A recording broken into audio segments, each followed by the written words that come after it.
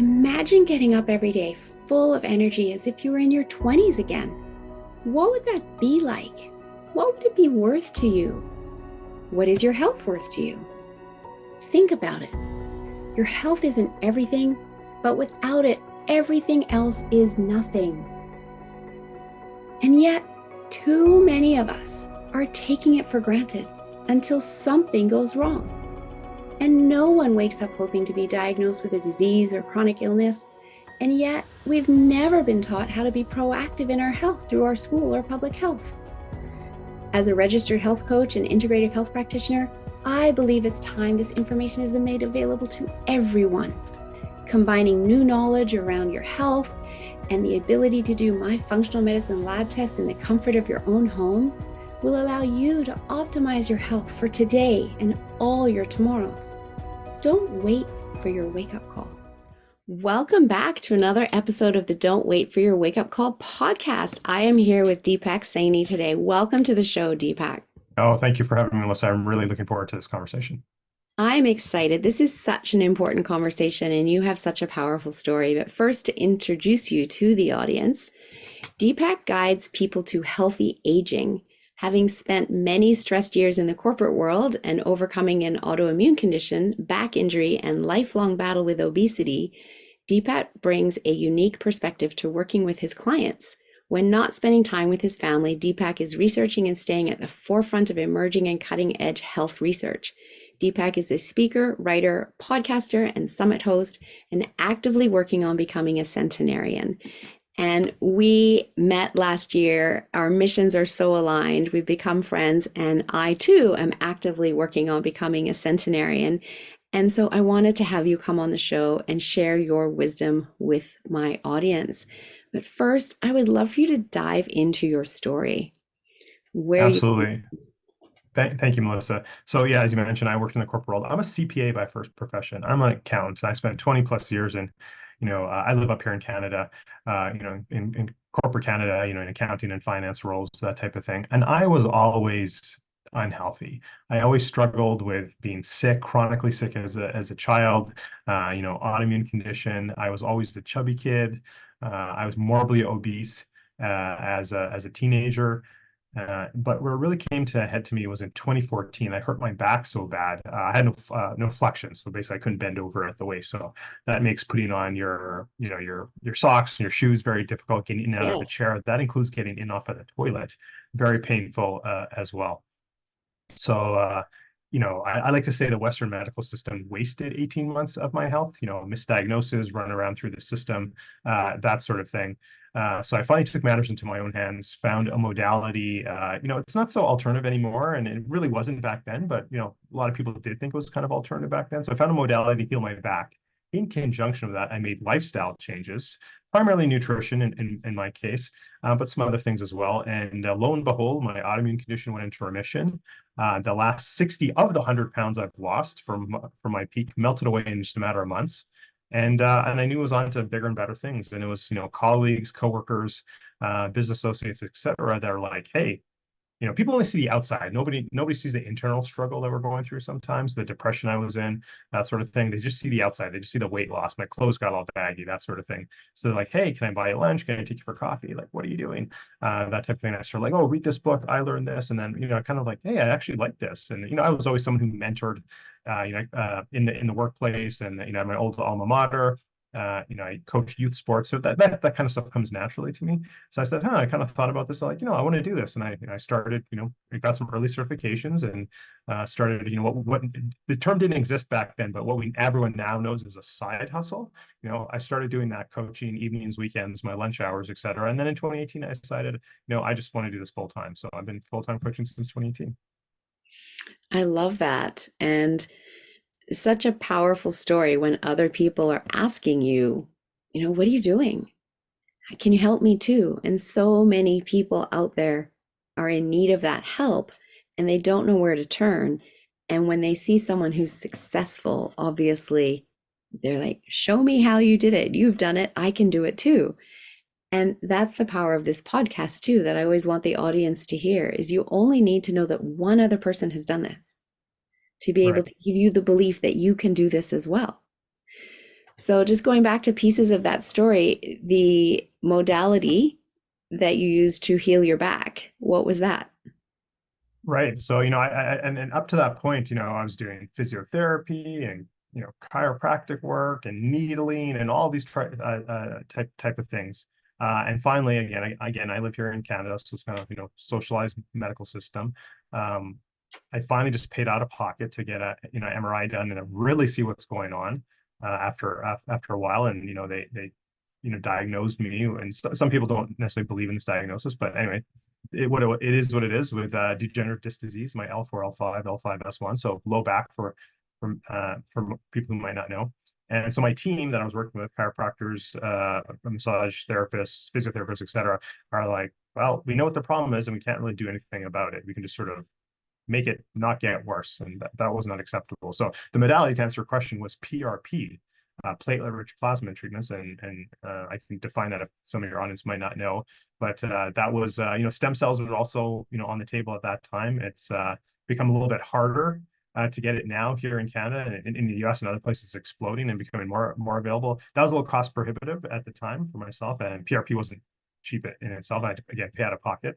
But yeah, that was the modality. I had to do a series of treatments. It wasn't like a one time. And low back again is very tricky, but it is a series of treatments, over 6, 7 months. And again, in conjunction with those lifestyle changes, kind of over that same time period. And yeah, the results were what I was looking for. So, You get your life back, you get your movement back, and the pain is gone. yeah, And absolutely. And I think I didn't mention this at the beginning. I should use a key point, is again when I couldn't bend over at the waist.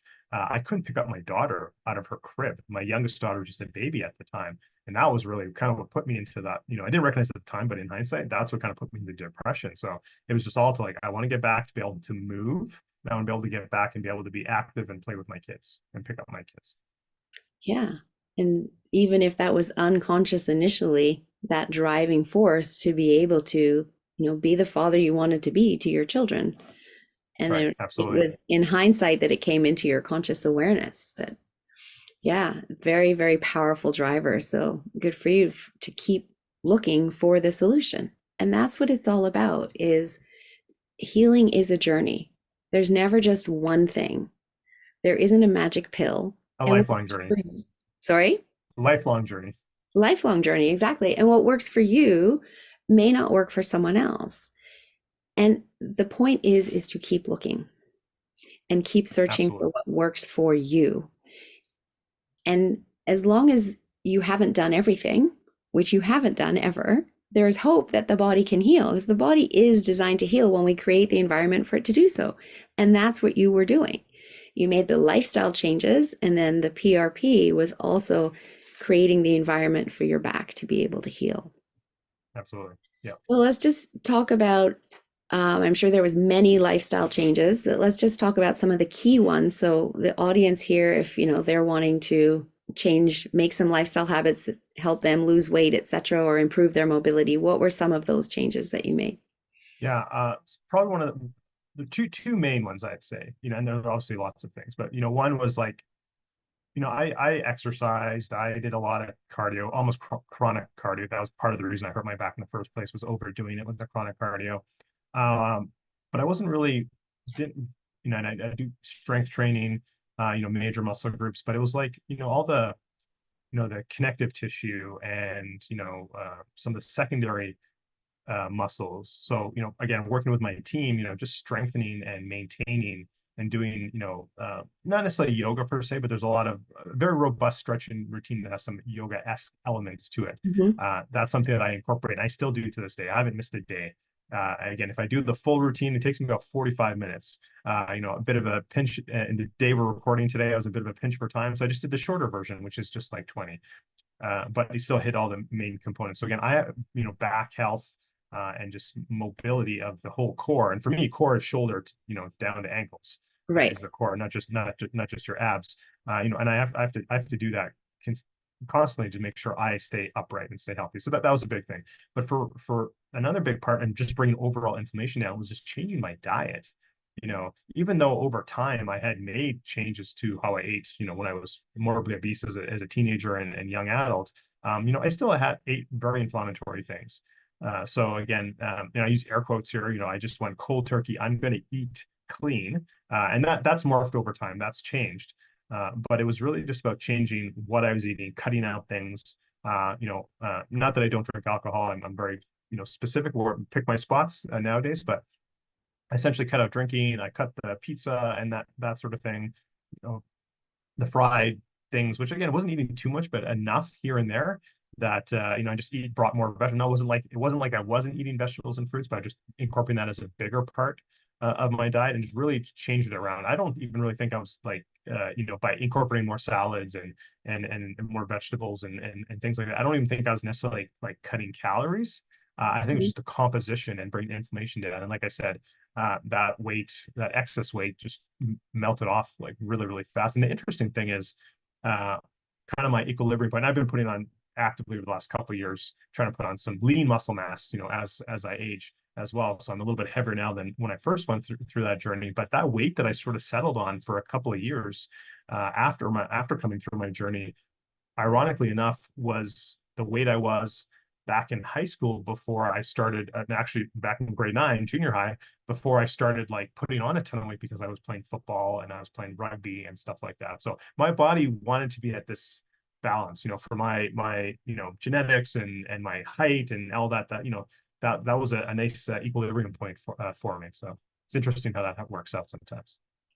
It is. And we do often have that kind of range where our body wants to be. And we might fluctuate up or down, maybe 5 pounds either way. And just, if you weigh yourself in the morning versus the evening, it can be 2 or 3 pounds either way just because of, Absolutely. water loss, et cetera, et cetera.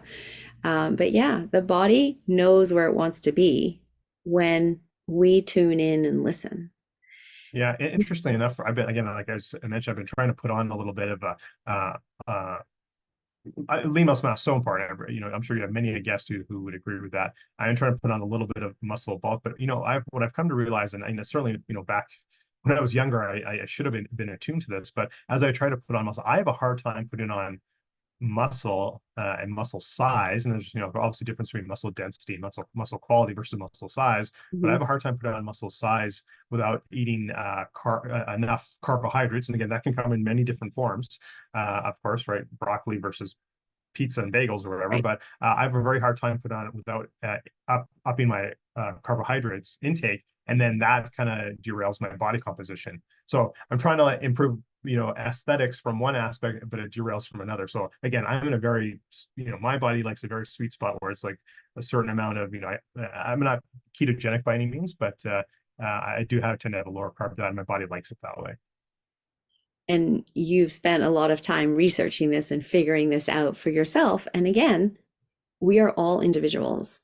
And Absolutely. so what your body likes is going to be different to someone else, which is why incorporating the carnivore diet or the keto diet or the, paleo diet and saying this is the diet for everyone, which is what the media likes to put out or portray on the front cover of magazines in the shopping, the grocery Right. store checkout line, isn't correct. It's really about finding the right way to eat for your unique body. Your gut health is different, your body composition is different. And so that I love that you've been able to do that and now you help others do that in their journey and focusing on Yeah. aging Another because this is a big piece of anti-aging, right?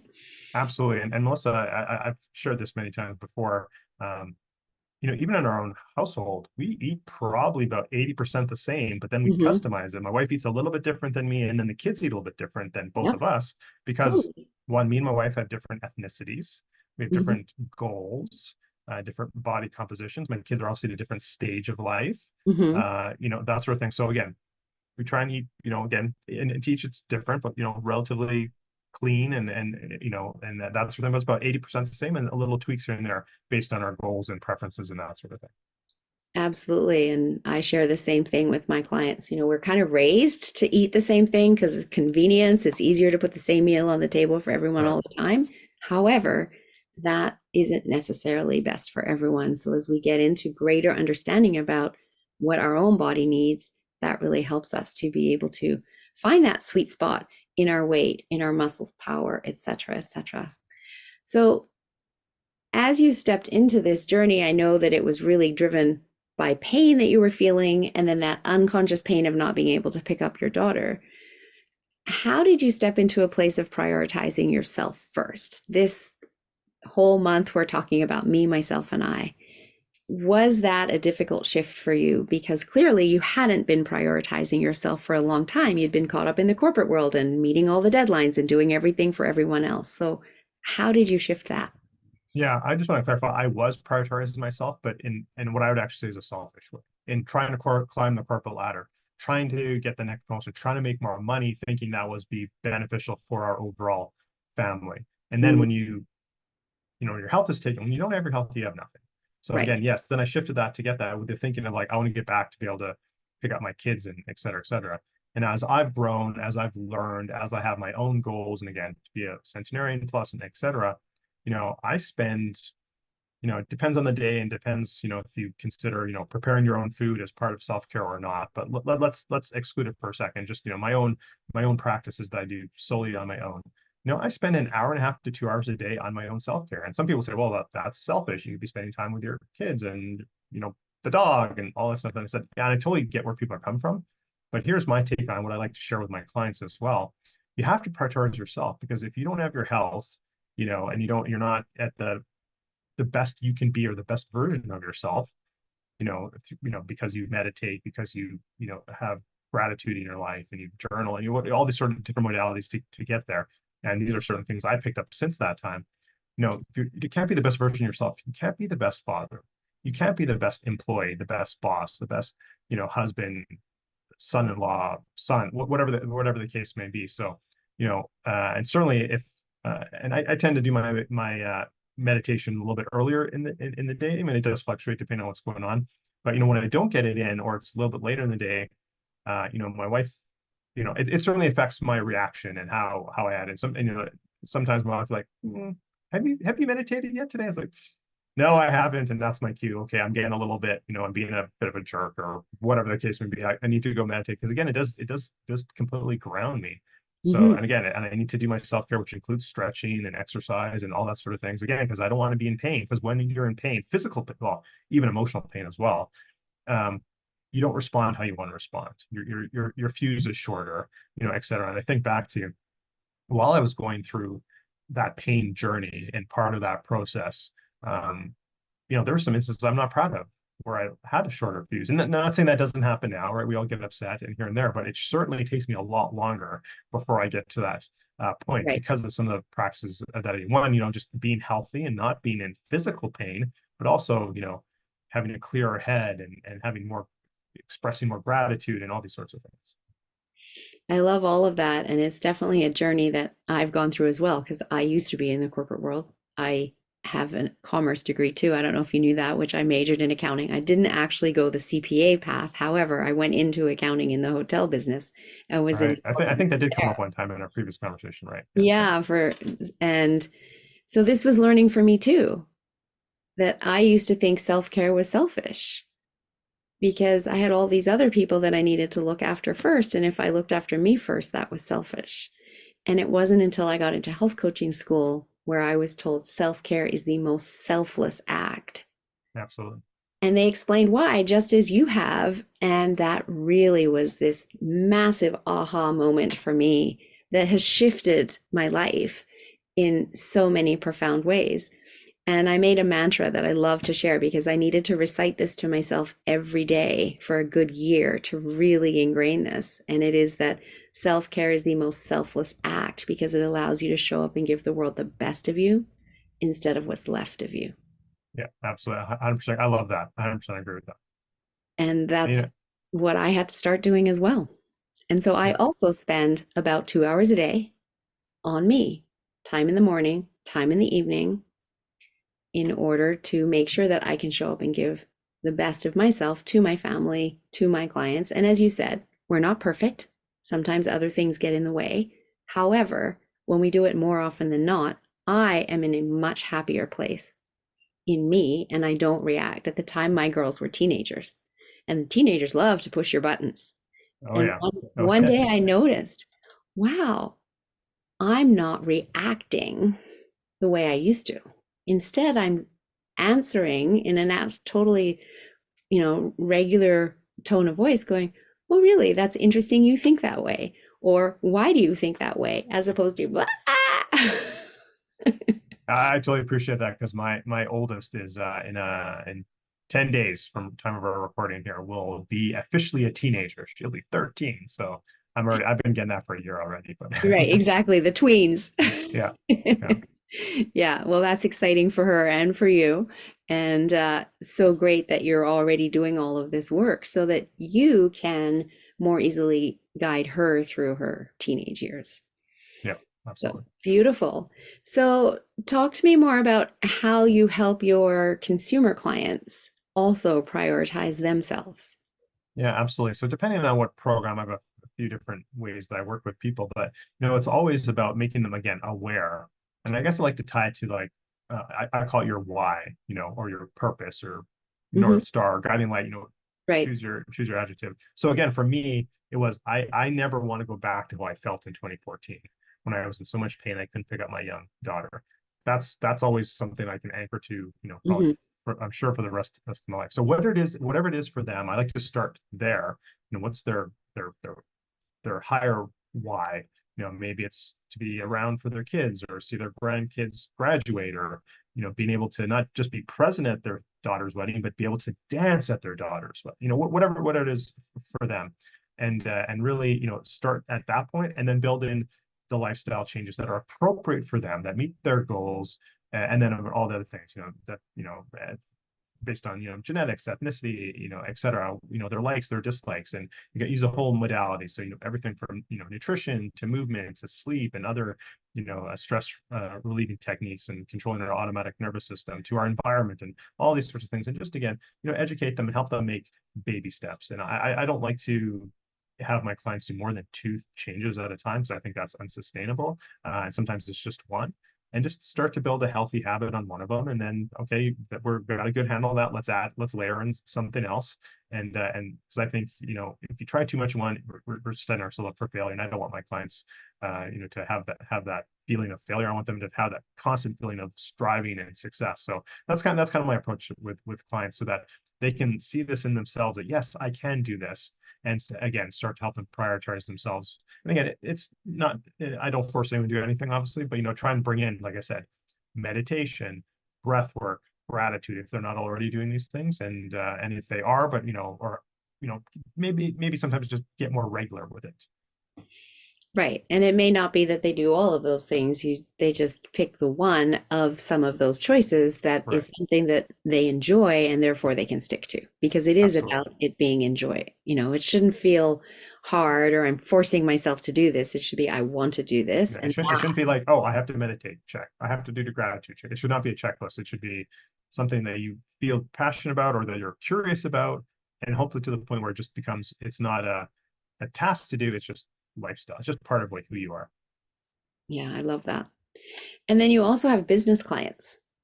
So Yes. how do you work with your business clients? Yeah, so a little bit different here. So my business clients tend to be entrepreneurs, kind of starting out. Maybe the first couple years. Some of them tend to be, other health, wellness, spiritual coaches. Again, starting out, and I can't tell you. We could do a whole podcast on just all the dumb mistakes I made when I started out my business. A number of years ago. Things that wasted time, wasted money, that didn't move the dial.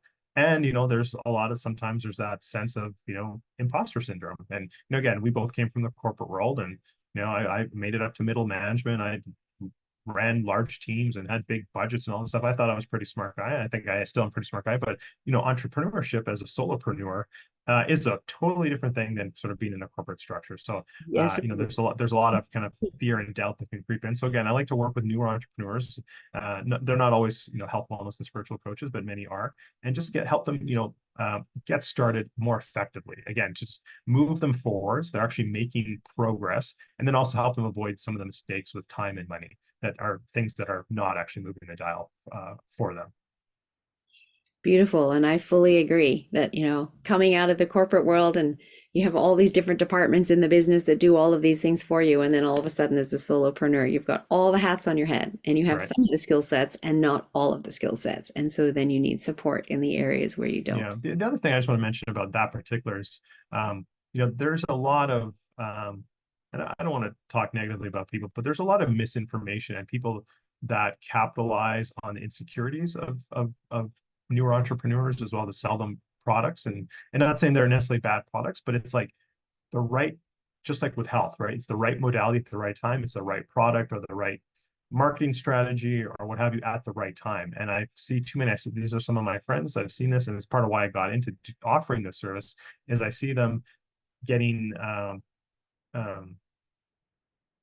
lack of a better term, sucked into buying a program or getting this fancy software. It's like, you don't need this yet. At some point, and hopefully you do in 2 years or whatever, but you don't need this yet. You just need the basics to get started. And quite often it's a lot of systemized things and also people don't know how to sell. Like that's the first thing you should learn. Like sell skills, sell your product or service, and then worry about scaling with systems. It's not the other way around. So that's another thing that's kind of just bugs me a bit. And I was like, I see this too much. So I wanted to like help people not have to go through that. And I totally see it. In some cases, I've fallen into that trap myself. And so I love that you are helping others not need to go there. So let's just talk about anti-aging as well, because that you've recently done a summit on that. That's kind of a niche area for you that's developing. And I took a course last year that I really enjoyed on anti-aging, and more people are starting to look and go, oh, I'm in my 60s. Maybe I don't have that much time left. I'm in my 70s. What more can I be doing? The beautiful thing about the human body is it's never too late to start looking after it. But do you have some key, tips that you would like to share here for people as to looking at anti-aging and maybe where to start? Yeah, absolutely. And like you said, Melissa, there's the best time to start was yesterday. The next best time is right now. So it's never too late whether you're 60s, 70s, 80s even. I think my oldest client I ever had was 82, I believe. But so yes, start. That's number one. Just get started, whatever's right for you. But I think what I like to see, and again, how I structure my programs, whether it's my group coaching or my high level one-on-one personalized coaching, is start with the basics. Yes, you can go and do stem cells and this and blah, and there's all these really cool things, and I'm totally into that and exploring all those things. But if you're not eating right appropriately for you, if you're not sleeping properly, if you're not drinking clean water and have fresh air and getting out in the sunshine, like a lot of those things aren't going to really matter, or they're not going to be as effective as they could be. So I really like to start with the basics. So again, unless somebody has like some sort of injury or something like that, like, oh, I need, I want to get stem cells done. It's like, okay, but there's a case for that. But like, oh, I heard of this modality and it can reduce my, biological age or reduce my cellular age. It's like, great, but are you eating right? If you're eating, I'm going to use an extreme case, but if you're using, donuts and McDonald's every day, like I don't think getting the exosomes treatment is like really the right course for you. Like let's clean up the diet first. Let's make sure you're eating. Let's sure you're moving. If you're the proverbial, and again I don't like to put labels, but I think people understand what I'm saying here. If you're the proverbial couch potato, let's start walking around your block or something before we're gonna get some sort of fancy cream or lotion or potion or treatment or whatever, right? So really start with the basics. And once you have the basics down, then let's layer in some more interesting things and up to the, the most latest cutting edge scientific breakthroughs. Yeah, I fully agree with that. And I also want to share that often we think when something's good for us, more of us is even better for it. More of that is even better for us. And just going back to something that you said early on with your kind of over cardio workouts where you injured your back, that isn't true either. And the body loves to be in balance. And the things that we do also need to be in balance. And so that's even true when it comes to anti-aging, that Sure. we need to tidy things up and get all the basics in place, and also be doing check-ins with a practitioner that knows what they're doing, because just because it's good for us doesn't mean doing more of it is better. Can I share three thoughts on that really Sure. quickly? So yeah, so absolutely. So again, yes, chronic cardio. After coming through my health journey, educating myself, doing some advanced testing, including like what type of muscle fibers I have, it's like I'm actually more of a fast twitch guy. I'm a lean that way than a slow twitch. It's like, but I'm not a sprinter either, right? So I was Mhm. like, probably for me, so I was doing, half marathons and starting to train for marathons, like that kind of distances, right? probably like the 800 to 1500 meter is probably my sweet spot, right? Where that's Right. what, those are the type of races I should have been doing, or 5K at most, Right. type of thing, not 42. Point one or whatever it is, type of thing. So that's one. And then yes, even eating healthy food that resonates with you. And there's many healthy foods that, again, healthy foods like, kale, spinach, etc. I'm very sensitive to oxalates, so I have to be very careful with those. But even Mm. broccoli, I have no problem with broccoli. But yes, you can overdo healthy stuff.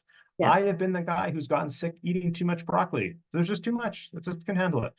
So that's one, two, and then oh, right. And the third thing I was going to say is that, there's many, and I'm a huge proponent, again, going back to what I said earlier, if you have all the other things in check, your diet, your movements, sleep, etc. Yes, there's some advanced, supplementation and one can do, but some people I see, they're taking this and this and this and this, and like, these are all working the same pathways. You're just like double and triple up. And like, I wouldn't say they necessarily, I don't think we have the science to know this. They're canceling each other out, but I think you're overdoing it. You're just Right. wasting a lot of money taking Right. 5 different, more advanced supplementation that are basically doing the same thing. So, I think we have to pick our spots too. I totally agree. And that's where anybody that is also wanting to be a centenarian and is on that anti-aging pathway, there is a lot of new science, a lot of new research, a lot of new gimmicks, a lot of new tools that are really amazing. However, the basics are so important. You have to have those in place and work with someone like Deepak that can help guide you down that path, because then you will know that what you're doing is right for your body and without overdoing it. And it was really interesting, and aha for me was learning that, zone 2 cardio, which isn't super intense cardio, but doing zone 2 cardio 3 to 5 times a week as your workout is actually the best level of cardio for longevity. Now, if you're training for some big race, then you might be doing more, some big event. However, for longevity, for that purpose, that is where you want to be. Often people are looking at their programs based on other goals, their weight loss goals or their training goals, etc. And then they think, well, I'll just keep doing that because it worked for that and it's going to work for my anti-aging goals. And it doesn't. So I just want people to be aware your anti-aging goals are different and you might need to be revisiting what you've been doing as you shift into that anti-aging goal. Yeah, Melissa, I want to share, like, when I was in that, again, this is a number of years ago, when I was in that longer distance running community, and many of my, friends and associates there, and, some of them wanted to go even beyond into the ultra races and that sort of thing. And not all of them, but many of them, and that they're eating the gels and they're having the pasta the night before, and because that's what's, the magazines have told us and that sort of thing. These are the people who frequently get sick, they're frequently injured, and they have gut issues like all the Mhm. time. It's like you're doing too much, and one is probably not right for you, and you're just doing too much. And okay, if you want to do that, you're probably not fueling properly. You're buying into the media hype of how to fuel it, right? So, I mean, even at the end, so when I did come through, I'll just share this really quick. When I did overcome my journey and lost a lot of the weight and got healthier and everything, I still wanted to do a couple races. So I did a couple races and I set personal bests in like all of them that I did, and then I kind of like, okay, it just high impact running didn't match my body type for my longevity Mhm. goal. So I basically Mhm. essentially retired, if you will. But point of bringing that up is that I could run a 10K on like an avocado or even fasted. So you don't need to do a bunch of gels and goops and blah blah blah stuff like that. Assuming you train your body, and that's a whole other conversation altogether. But I just wanted to share that. Yeah, so very individual. And just a reminder that it's never too late to start and don't overdo it. Absolutely. So, Deepak, I love to ask all of my clients this question. What does don't wait for your wake up call mean to you? Yeah. So obviously, getting injured and not being able to pick up my daughter was my wake up call. And and everyone has to go through their journey and whatever that looks like for you. And I think sometimes our biggest uh, strengths or ahas can come out from our lowest points or biggest challenges.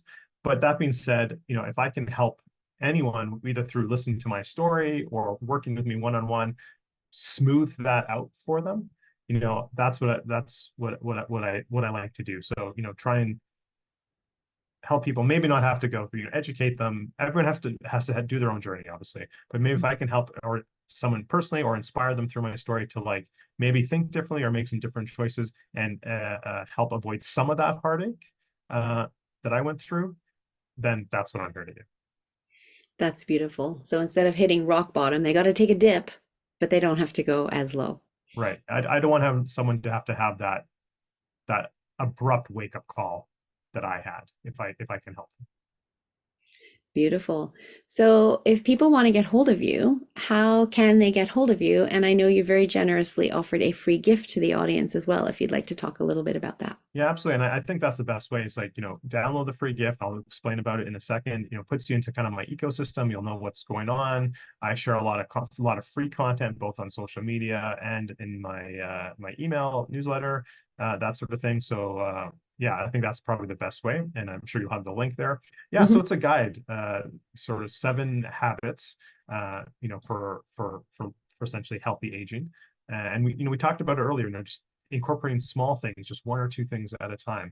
So there's 7 different modalities that I talk about in there. And then at the back, after the description about them, there's a 30-day tracker. So pick, read the first part, pick one, maybe two, probably no more than two, and then just track it for 30 days. And one might resonate with you, maybe one doesn't. But then after that 30 days, go back, pick another one and track it again. So you can try different things and see what resonates with you. And hopefully after some period of time, of those 7, maybe it's all 7, maybe it's just one, but you've created a new healthy habit. Beautiful. I love that. Thank you for sharing that. Super useful and really appreciate it. And if there's any coaches listening, you've also very generously offered a freebie for coaches if you would like to just talk about that briefly. Absolutely. So again, it's kind of for this gift is more geared towards that newer coach, that newer entrepreneur. Just a sort of 3 common mistakes that I see people make. And again, just at a high level, it's just not getting actually started. Actually not taking those steps. Things that waste time and things that waste money. And yeah, again, just another free resource, and that puts you into my ecosystem on in that regard of that aspect of my business. Beautiful. Thank you. And are there any last tips you would like to leave the audience with today before we wrap up? Yeah, I think we kind of hit it all on, again, number one is just get started, regardless of where you are, just get started. If you're curious about something, somebody might feel themselves. I think there's always room for small improvements. Some people obviously need more than others. But for the person who's even thinking like, oh, I feel pretty good. My body's how I want it, I'm performing how I want, etc.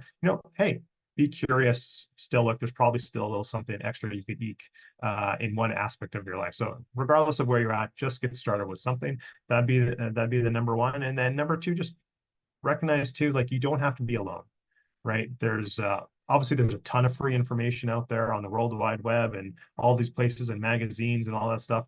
Honestly, probably 80% of that is not going to serve anyone except the people who put it out. So find someone you trust to work with. Maybe it's Melissa, maybe it's myself, maybe it's other people in our community, other people that have been on this podcast, and just find someone, if you need some guidance to work with. That could be paid, that could be unpaid, just by following them, etc. Again, I give a ton of free information in my emails. Whatever it is, just don't. You're not alone. There's qualified people to help you on your journey, whatever that looks like. Beautiful. Thank you so much for coming on the show, Deepak, I and appreciate sharing you your having me. It was story, fun. and all that you're doing to help people on their health journey today. I absolutely love it. And there's a lot of people out there in need. So if you like what you've heard from Deepak today and resonate with him, please reach out to him. And thank you to my audience, as always, for tuning in each and every week, listening to these episodes and sharing them with people that need to hear them. Have a great week. Thank you. Would you like to have access to a tool that works with the power of your unconscious mind? That means you no longer have to rely on willpower to create the change in your life that you want to change. Sounds amazing, right?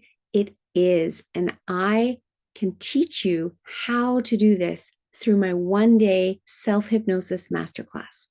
When you use the power of hypnosis, which is essentially giving suggestions to your unconscious mind while in a state of trance, and your mind already knows how to go into trance because We are actually in trance 90% of our day. It's just with hypnosis, we're giving our mind these suggestions of what it is that we want to achieve.